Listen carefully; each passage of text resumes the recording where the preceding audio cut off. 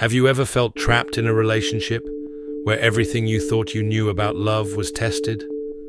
My name is Rachel, and I never thought I'd find myself in a situation like this, but something my husband made me do changed my life forever.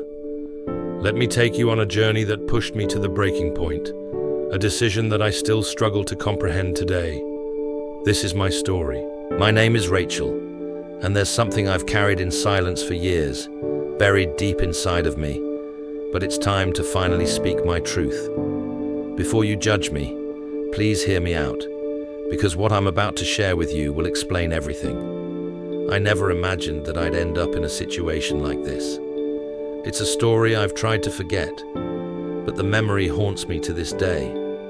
It's a story about how my life was irrevocably changed by something my husband made me do, something that still doesn't make sense, but it's the painful truth.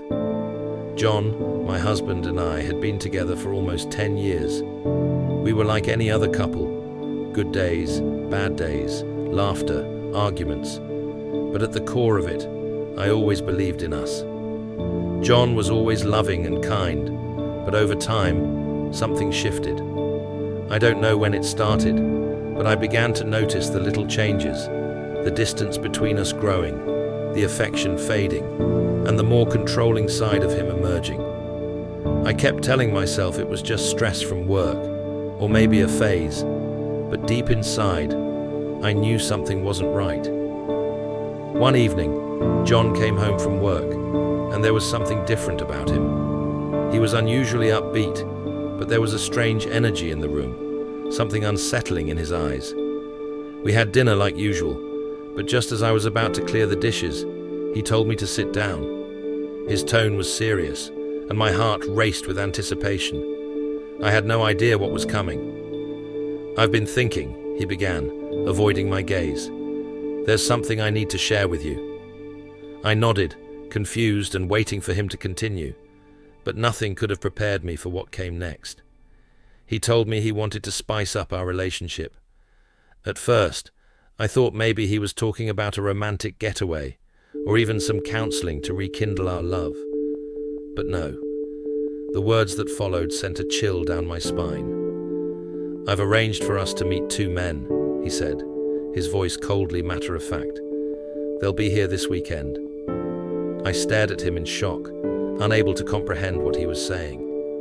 I thought he was joking, playing some twisted game, but his face was dead serious. My stomach twisted, and I felt like I was going to be sick. "What do you mean? Two men?" I asked, barely able to speak. "They're friends of mine," he replied, as if this was some casual request. "We're going to spend the night with them." My hands trembled, and my mind raced. This wasn't the man I married. This wasn't the man I had built a life with. How could he suggest something so demeaning, so foreign to everything we had stood for? "John, are you out of your mind?"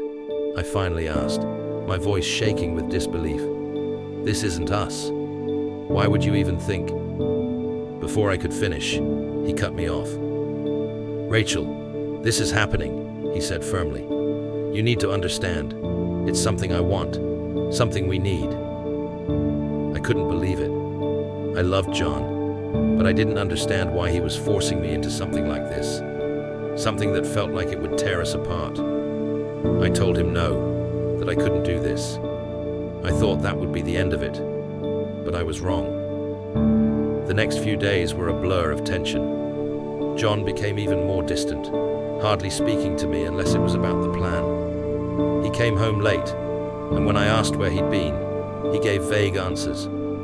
It felt like our entire marriage was unraveling before my eyes. By Friday, the weight of it all was unbearable. John was insistent that the plan would happen, no matter what I said. I considered leaving. I thought about packing my bags and walking out the door, but part of me still held on to the hope that this was just a phase. Maybe it was something we could work through. Saturday evening arrived, and my heart was heavy with dread. The men, John's so-called friends, arrived right on time. I sat there, trying to hold it together, but I couldn't. I didn't know these men, and yet, Here they were in my home, as if everything was normal. The air was thick with tension, and I could feel their eyes on me, waiting, watching. I wanted to disappear, to run away and never look back. Then John leaned over, his hand resting on my knee. "Rachel, it's time," he whispered. I froze. My mind screamed at me to leave, but my body wouldn't move. His hand felt like a weight, anchoring me to that moment. I couldn't look at him, and I couldn't look at the men either. My heart pounded in my chest, and the room felt like it was closing in on me. "Rachel, please," John said again, his voice softer now, almost pleading. There was something in his voice, something deeper than desire. It wasn't just about his twisted fantasy. It was about control, power, something I couldn't understand, but none of that made it right.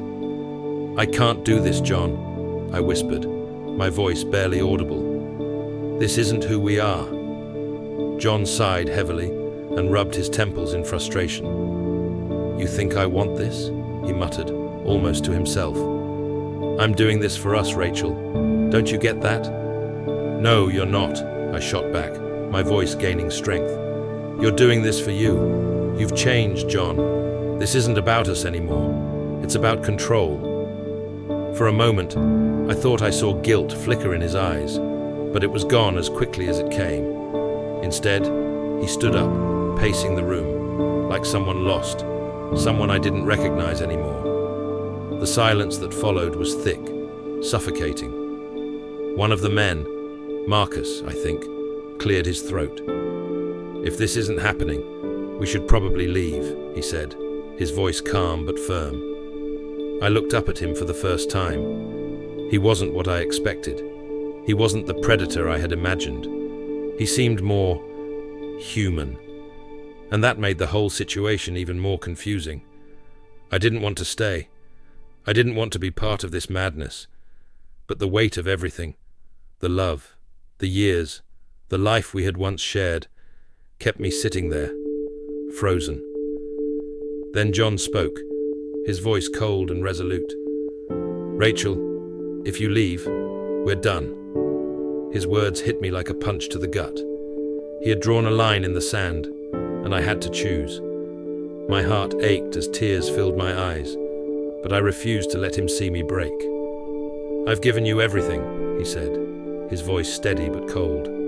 "I've loved you, provided for you, and this one thing is all I'm asking for in return." I stood up, my legs shaky but determined. "This isn't love, John," I whispered. "This is manipulation." His face contorted with anger, but I didn't care anymore. I turned toward the door, fully expecting him to try and stop me, but he didn't. Instead, I heard him mutter, "You'll regret this." Maybe I would. Maybe walking away was a mistake. But in that moment, I knew I couldn't let him, or anyone, force me into something that went against everything I believed in. As I stepped outside, the cool night air hit my face. I felt a strange mixture of relief and heartbreak, but I knew I had made the right choice. I wandered for hours, unsure of what to do or where to go. Eventually, I found myself standing in front of my best friend Sarah's house. I knocked on the door, praying she was home. When she opened the door and saw my tear-streaked face, she didn't ask any questions. She just pulled me into a hug and let me in. I stayed with Sarah for the next few days, trying to process everything. I missed John, but I knew I couldn't go back. The damage had been done. I filed for divorce, knowing there was no way to repair what had been broken. Months passed, and I began to rebuild my life, piece by piece. It was hard, but I came to realize that I deserved better. A love based on trust, respect, and mutual understanding. Not manipulation, not control.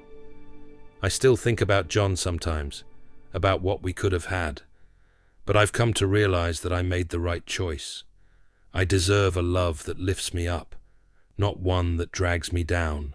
There was something in his voice, something deeper than desire. It wasn't just about his twisted fantasy. It was about control, power, something I couldn't understand, but none of that made it right.